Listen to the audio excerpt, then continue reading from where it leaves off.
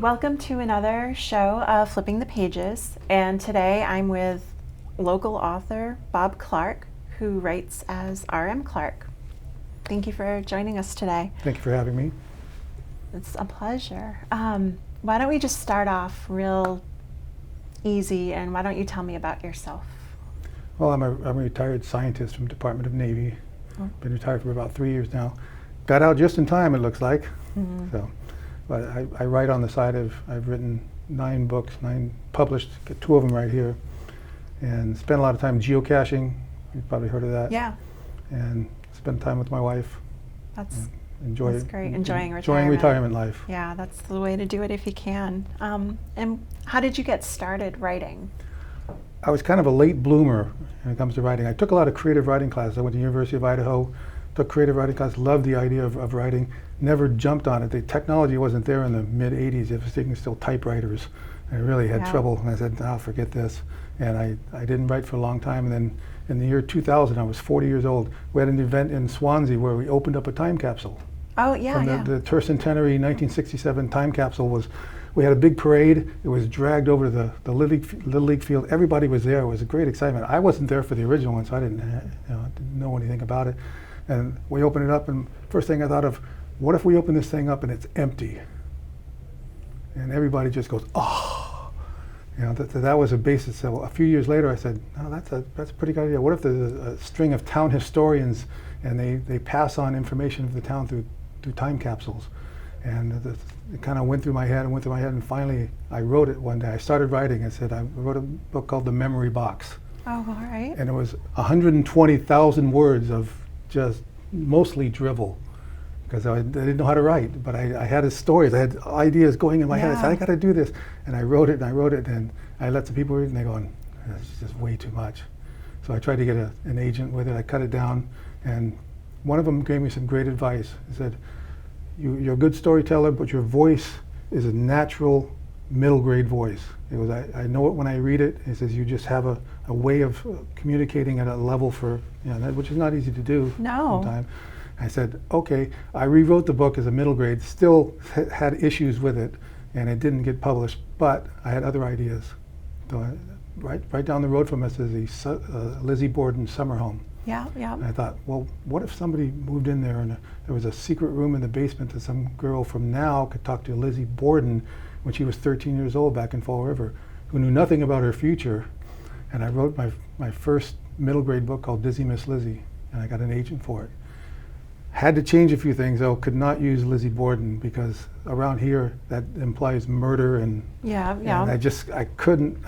Not for middle grade. People said it's just too, not gruesome, but it was just a little too far out there. So I changed the character to Lizzie Bellows, and she was accused of starting a fire that her parents perished in, but find out she really didn't do it. Spoiler. But that was my first one, and it was off to the races. And I from that book on, I had a book published every year for 6 years. Oh, wow. So. What year did Dizzy Miss Lizzie come 2012. out? 2012. So it took you from the memory box to 12 to get that. Right, and I wrote a sequel to it called Running on Empty, and I stole a lot of stuff from the memory box, the historians, all that stuff. I said, I'm still going to use that. That's still good, so I brought it over and used it in the follow-on. So it doesn't sound like the middle grade fiction, which is what, ages like 9 through 12, 8 through 12? 13, 14. Yeah. It didn't sound like, did you think way back when you were taking those creative writing classes that you were destined to write for that age? Not at all. Yeah. I thought it was going to be adult mysteries or historical fiction. I did write one adult book in between while I was waiting for the center point, but that was the last one on my adult mind. I had to switch to middle grade, and all the other ones are off to the races. Wow, that's great. What do you like most about writing for kids, that age group? It's a fun. It's an adventure. They don't have any real big problems in life. When you go into young adult, all of a sudden you're getting into 16-year-olds. You're getting into other things in life that a 13-year-old or 11-year-old doesn't have to worry about. They're still relying on their parents. So you got to have parents in there because most of the parents have to drive them around. Right. So I like that part of it. The parents sometimes are good influences, that sometimes they're not good influences, but they're always there. And a lot of bike riding, a lot of, still 13, 12-year-olds, they got to get around. As I said before, that's just, I can think of something, I can think of plot, and it comes out in a middle grade voice. My fingers just hit the right keys, and it just comes out that way. And I thought, all right, I'll just keep doing this. That's great. What is your biggest challenge writing for kids? Trying to find something unique, trying to find something that hasn't been written before. In Devin Drake and the Family Secret, I incorporated, a lot of different. It's a ghost detective, but it has, it has other aspects in there that I wanted to make, unique, and I think I did that. Can you give us a hint on how you did that for that book? I'd never seen bomb shelters used as a plot device before, but this book has bomb shelters in it. Okay. All right. Yeah, no, that's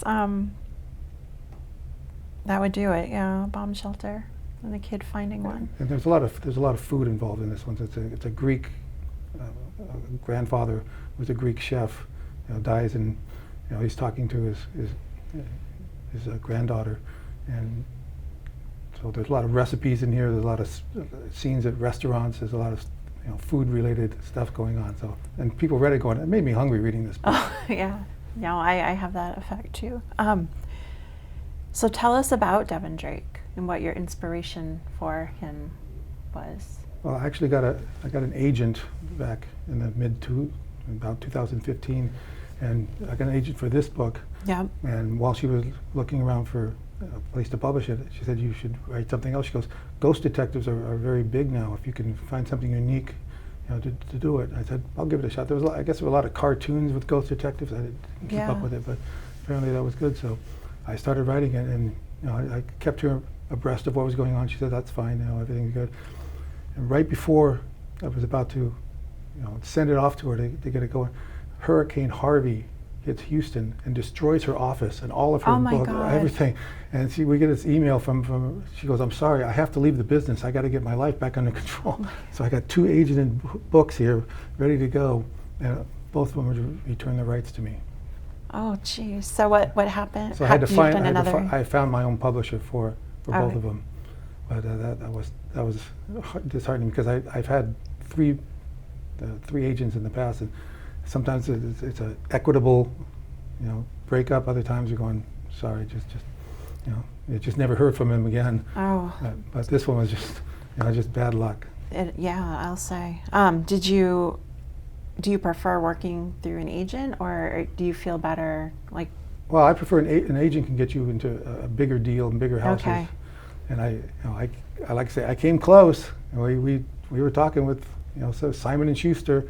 But it just never, the story, they said they wanted some changes or they wanted some other things, but never quite got there. So I stuck with smaller presses. Oh, well, it's worked out. And I sell a lot of them myself. So that's great. And what is the Dragon Song about? It looks like a complete different departure from Devin Drake. Everything I'd done up to this point, I'd written myself. Mm-hmm. It was just go and plot, do the outline. I'm more of a pantser, by the way. That question usually comes up to you. Outline. I'm more of a just signpost along the way. Just make sure you put this in and just go on. Yeah. But I had 6 books in 6 years. I was ready to go, and then I have a friend named Ben Pham that worked down at the Department of Navy, and he told me for years about his escape from Vietnam, his life in Vietnam, and how he got out of there. But I either hadn't written or I'd only written a couple of books. And I said, that's a great story. And after I'd written 6 of them, I said, okay, I would like to tell your story, but your story is an adult story, not very graphic. Right. I said, I would like to write it as a middle grade book, give you an 11-year-old cousin who tells the story along, and you guys make the journey together, even though he went by himself. And he agreed. So every day or a couple times a week, we'd meet at lunch, and he would I said, just tell me the story. Don't tell me beyond this. Just tell me right up until, it's kind of like an episode. I said, tell me what happens next. And so he's telling me the story. And wow, that's great. Shoot, I should be writing this down. So it was so fascinating what he had to go through. He had to, his sister had to sell her house to get gold bars to pay off the people who have the boats, sometimes they show up, sometimes they don't. He happened to hit it where the boat showed up. They went down the Saigon River, packed in the front of a small fishing boat, and they went out to sea, 114 people on a boat made for about 30. And they had to all sit underneath, kneel underneath, and then they were out to sea for 6 days, and then they all went to 3 different refugee camps. Oh my gosh. And it sounds intense, but we managed to find parts of it that you could tell from a kid's point of view. Right. You know, what it was like. He was, you know, starving most of the time because he get rice and beans, and he hated beans. That was a running joke because he really didn't like them. But you know, it went through, and I said, try to tell the story. And it was the agent loved it, but once we got past, you know, once the disaster in Houston happened, had it tough, so we found a smaller press to take it. How long did that process take for you and Ben Fond? That one took a couple of years. Yeah. Because it was, he'd have to tell me the story, and then I would have to layer in the narrative with it, because it had to, you know, other things are happening. It's based on a true story, but it's one of those where a lot of this happened, a lot of this we made up. Some of the characters are real. He and his family were real. All the other ones we made up. Right, right. Because he said, you know, some of these people are still alive. We don't want them, you know, looking at, you know, for nothing bad, but you know, we don't want to base this on anybody real. Right. So, no, I understand that. So we made it up. So once he had the approval, we went to the agent. She said, "I'm getting feedback on this.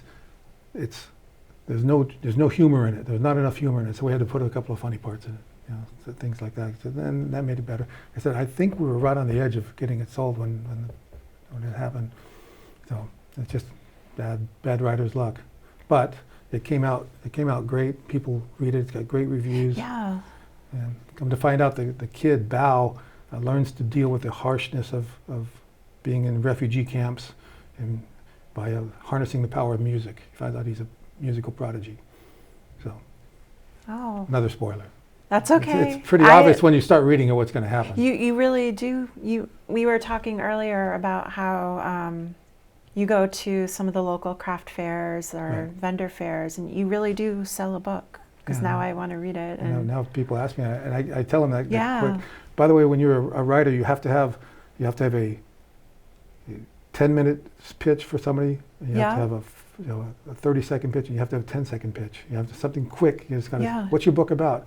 And people going, well, you know, it's about a lot of things. No, you have to tell. When somebody asks you what your book about, boom, you got to give them the answer right there, because they're picking it up and they're looking at it and going, wow, they're reading the back of it, and you gotta sell them on it. So how did you learn those tips? Like, how did that come about for you? I know I'm going off track, but no, I first went to Venus de Milo about 10 years ago, and people were coming by quickly, and they're not stopping, you know, to see books. So I have to just kind of become a carnival barker and say, "Let me show you some books today." And you know, let me show you. And, oh yeah, let me look. Or I could see a 10-year-old boy there. So they got books for you to read right here, kid. You know, and he'd stop and look. And the biggest thing is you have to convince the parents. The kids usually want the book, or sometimes don't want it, but the parents are looking and okay, I want you to read this one. Let me get that one we'll get you one of these for Christmas. Or I know somebody wants to read that one. Yeah. So you have to kind of, you know, get them in, tell them about it. Which one you're interested in? Well, this is a mystery, and here's a quick 30-second pitch on each one of these as you go along. And you get really good after a while, but after, you know, sometimes you're going, I got to describe this book again. But, I can imagine. But it's worked. I've sold hundreds of books that way. It gets it out. And like I said, I don't write for money. Yeah. There's no, you know, some people make a lot of money writing, but I don't. But I do like getting books out. I do like to empower literacy, reading programs. Yeah. You know, things like that. If I have a speaking engagement somewhere, I'll just waive the fee and say, donate that to your literacy program. So I really want people just to, I don't care if they read my books, I just want them to read books, because I think it's good to, it's not a lost art, but it is losing to video games and other things. It gets overlooked a lot of times. Now that you're a middle grade author, have you looked at other middle grade authors and their work, or? do you kind of stay away? I read some. My favorite author is John Grisham. Okay. And fortunately, he has a middle grade line. Yeah, he does. Theodore Boone, Right. Kid Lawyer. Those are great books. He is such a master of plotting and dialogue, and just getting everybody involved in it, just scene to scene. And even his adult books, when you read them, you're going, you know, there's still anytime any genre you write in, you have to follow these rules. You have to, you know, have a good plot. You have to have characters, and you have to just adapt them to your own genre. But I think John Grisham is the best at it. He never lets me down. Do you did you take anything from the Theodore Boone books to inspired? Are you inspired? Like, yes, it's how he interacts with the adults in it. And okay. Because the adults in John Grisham's other books are all, you know, lawyers or people on trial. But the way he interacts with his uncle and his parents is just, you know, I wish I could write it better when I do mine. I've got to make better at that. So that's what I'm hoping for. So that's great. How did your writing process change after you wrote your first book? I don't know if I'm talking about the memory box. The memory box. I was going to say mystery box. I don't know about that one. Well, but what's good when you're an unpublished author, you have no deadline, no timeline. You could just write it. When's it going to be done? When it's done. Yeah. You don't really care. You know, you're ready. You want to get it published eventually, but you have to get it, you know, completed and edited and beta read. You know, and when you got a second one, you know, when you actually have one published, you're going to want another book. You have to go through it. So I became not obsessed, but I really had to get my words in. You know, it's a writer term. You know, I got to get my words in. I got to write 250 words as a page. I got to write, you know, 1 page, 3 pages, 4 pages, whatever you feel like that night. But I was obsessed with getting my words in and getting, you know, a book out a year, and trying to get them published, trying to get an agent for them. Sometimes, you know, I have another book, The Secret at Haney Field, a baseball mystery that I had an agent involved in that one too. Yeah. And so, you know, you just crank it. And I try not to. I didn't want to be one of those where, you know, don't bother Dad, he's writing in the den, you know, and he can't do anything. I did all mine at night. So I'd write at, you know, 10 o'clock, 10:30. I'd write up till midnight, get up and go to work at 6 o'clock in the morning. But wasn't the best formula to use, but, you know, I live with it. And it worked pretty well. And this one took a couple years to write. So that's the gap after the 6 years straight. I said, I can't publish this right away. It's got to take me a couple of years to get it going. And Ben was very patient. And I said, okay. So do you still write at night, or are you more like, because for me, I'm like, I could never stay up that late to write after a full day of work. I still do my best work. The sequel to this one, Devin Drake and the Roller Ghoster, came out in October. Right. And so that's my most recent book. Since then, I haven't written much. There is a third book in the series, but I gotta get cranking on. And it goes in waves. Sometimes you get an SNI, a shiny new idea. And some authors said I was writing a book, I was halfway through it, I got another idea, so I abandoned that one, and I just started a new book, and I wrote it, and I finished it, and I went back, and I never finished the other one. So that's what happens sometimes. So I'm waiting for a shiny new idea. Okay. But if I don't get one, that's fine. I'm happy with the 9 I've written. If I write 5 more, that's fine. Depends on what circumstances will allow. It's probably good that you're not putting that pressure on yourself. No. What is the most difficult part of the writing process for you? Editing. Editing? You know, the expression is you got to kill your darlings. You have a scene in this book that's just wonderful. It's a basketball scene. You're going, it's just so well written, but somebody's reading going, you got to cut some out of the book. You got to get rid of that. I'm sure film editors and directors feel the same way. You go, I just can't have that scene in there. But, you know, I tried my best to get it right the first time and not put extemporaneous scenes in there. Yeah. But sometimes you're looking, going, no, that can't be it. I gotta get rid of it.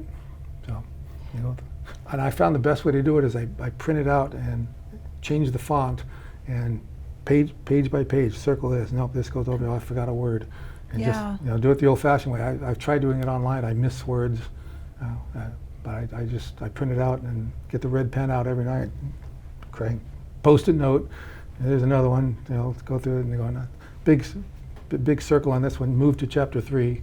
You know, that kind of stuff, and you can You can do it either way, but I prefer it that way. That's not fun, but it's No. necessary. If you don't do it, it's obvious when you read somebody Right. going, this has not been edited. I mean, Oh, seeing yeah. repeated words here, just easy stuff to find if you go into an editing process.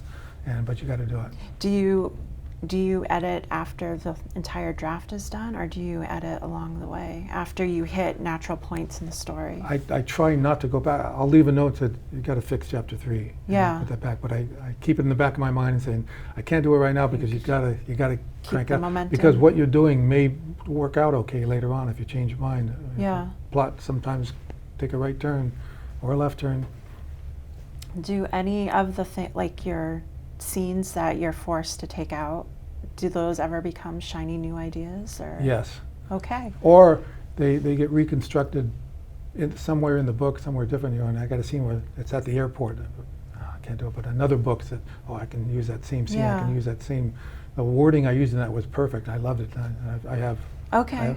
stolen from myself many times. No, that's great, because then it doesn't sound so painful if you can still incorporate something you love. I've taken out entire chapters going, I love you so much, but you can't be in my book right now. Yeah. I'll put you over to the side, see if I can get you somewhere else. And Yeah. Do you have any of those sitting, waiting to be massaged a little? yes, I have a folder in my desktop. Yeah. I say, well, if you ever get around to it, here's what you can. Here's an idea. See if we can incorporate. Obviously, got to change the character names, but I do have an orphans folder somewhere. I love that idea, that no idea ever gets really thrown away. Right. So that's great. What is the most fun or energizing part of the writing process? Well, that's for you? easy. Yeah. Every author's favorite 2 words: the end. Oh. You get to that last page, you're going, I did it. There's nothing more to write in this book. I'm going to type capital, all caps, the end. Of course, it's never the end. Yeah. It's not the end of the process. It's just the end of the original manuscript. And it's not like they see on TV or a movie when some writer finishes up, they pull that final page out, they put it in the folder, put it over, and give it to the agent or give it right to the publisher. Going, no, you're just starting. Right. You pull it out. Now you got the fun. You got to wait a little bit so it's still your head is clear from the book. Then start editing, beta reading. If you have people in your writing group, share it with them, get an idea. But that's the fun part. The second fun part is when you get a contract from a publisher. Yeah. Wow, you really took it, because you're dealing with a lot of rejection. If you're dealing with agents, you're not going to get an agent on your first day. Right. And it's nothing wrong with it. They just don't like your story, or they don't deal in that kind of story. So you're going, I heard somebody say, I got 10 rejections. I gave up. I said, that's a Thursday for me. I was looking for an agent. You got to keep with it. You got to keep trying. Sometimes an agent's not going to like it. No agent wanted this book. There's nothing wrong with the book. It just didn't appeal to him. A publisher took it right away and said, yeah, I like that. I like how you said that. I like how you framed that and kind of gave the impression that that's a Thursday for me. And right. And the great. third fun thing is when Yeah. they send you your author copy and you open up that box and you see your book in print for the first time with the artwork that you had you lended some idea for, and your name at the bottom, and you're going, that's that smell of books. That's a great feeling. I like just opening the books we order from the library and seeing all the new books. So I can imagine if it has your name on it, it's. And you go and you see, wow, it's on Amazon. And then it populates to other places. You're going, wow, I don't even know what this website is, but they got my book there. That's great. I want to go back to, you said the first thing that you found exciting was getting to the end. How do you know when your story is really finished and you're happy with it? Well, usually as you're coming down the home stretch, you're in that final third. The toughest part is the middle. You've probably heard that before, the dreaded middle, because that's when the excitement of the beginning and the plot and what's happening. Here's the issue that somebody has to resolve. Then you got to get them there in the middle, and that's when a lot of books kind of die down. They kind of lose their luster. But you got to keep it going. You got to keep it exciting, and then you got to come to the end. And then you usually have these little plot points. Either you have a synopsis or you have an outline that says, and I know the end. You mentioned outline. Do you outline your stories? Not much. I use signposts, details. Yeah. There are I can't think of what it's called. There's an outlining program that's just like this big fractal on there, and you have to fill in everything. But if I knew what the character's going to do in the last third of the book, I'd have written it already. But I just kind of say in the just general points. Here's what's going to happen. Here's what's going to happen. Here's what's going to happen. And I try it that way. But I don't. I've seen some outlines where somebody can write a synopsis of the book before it's written. I'm going, wow, that's very impressive. That really is good. I can't do that. Yeah. I've tried. And it was a little different for the Dragon Song because I didn't have any control over what was going into it. I was waiting for somebody else to tell me what it was. So I couldn't jump ahead. I couldn't do anything, any of that fun stuff. Which process did you prefer? Did you like having that collaborative, someone telling you the story? Or in this case, I liked it because it was such a great story. Yeah. Ben had such a magnificent tale to tell, and he's a very quiet person to begin with. So, and also, that there was a lot of stuff that went on in a refugee camp. Right. That he's not going to tell me, or if he told me, I couldn't use it in a children's book anyway. But it was 85% males under the age of 30. There's a lot of stuff going on. There was a lot of gang action. There was a lot of violence, but I couldn't use any of that in the book, and that's fine. All right. You kind of alluded to some of your publishing process. Can you tell us more about your process, especially now that you're on your own? You're not using an agent. Well, mostly it's get the book written. Number one, don't start looking for publishers, don't start looking for agents until you have everything completely done. Yep. Not your first draft, not your second draft. When you're completely all done, it's done. This is the book I want to put out there. Then you start looking for agents. Then you start looking for publishers. And sometimes it happens quickly. The sequel to this one, I scored a publisher pretty quickly. Small press, but I just wanted to get it out there, and that's fine. Other times, if you have an agent, you got to be patient because it takes a long time. They have to read it. They have to give you their 2 cents, right. And then they have to send the letters out, and they're telling you all the publishers they're sending it to. You going, that would be great. Simon and Schuster, Macmillan, all these other great. Wouldn't it be great to be, or Scholastic? It'd be great to be on Scholastic. Yeah. Somebody said, well, how do you get your book on Scholastic? Well, you get published by Scholastic. Right. Then you can become part of the club. Right. But it's a lot of work. Are you working on anything currently, or are you just kind of taking a break? I've kind of taken a break since the last book came out in October, and it didn't yield any new ideas right away. I did have a third book on that. I wrote some 5 chapters of it, and I might go back to it later on. But I'm enjoying the time off. You deserve. It sounds like you cranked deserve out a lot of content there for a while. You deserve a break. And where can our audience find your books? Well, everything's on Amazon. Authors R.M. Clark. I have a website, rmclarkauthor.com. All the books are available there. If you want signed copies, I always tell people if you live around here and you want a signed copy, just let me know and I'll drop one off at the library. I've done that many times, and they'll just come pick it up. That's great. So if you want one, just let me know and I'll take care of it. Well, I really enjoyed talking to you today, and I'm so grateful that you were able to come in. And thank you for joining us at home. Thanks for having me.